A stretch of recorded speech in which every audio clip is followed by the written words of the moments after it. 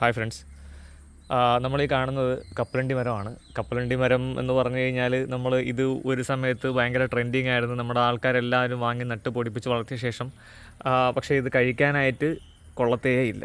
അങ്ങനെ ഒരുപാട് സ്പേസും നമ്മുടെ അധ്വാനവും വേസ്റ്റാക്കിയിരുന്ന ഒരു ഫലവൃക്ഷമായിരുന്നു ദേ ഈ കാണുന്ന കപ്പലണ്ടി മരം. പക്ഷേ ഇതിൻ്റെ പൂ കൊള്ളാം കേട്ടോ. ഇത് ശരിക്കും ഇത് ഒരുപാട് പൂത്ത് നിൽക്കുന്ന സമയത്ത് കാണാൻ നല്ല ഭംഗിയാണ്. ഒരു മഞ്ഞ ഫ്ലവേഴ്സൊക്കെ അതിനകത്തുണ്ടാകുന്നതാണ്. ഇത് ഒരു കിളി പോലും കൊത്തിക്കൊണ്ട് പോകത്തില്ല.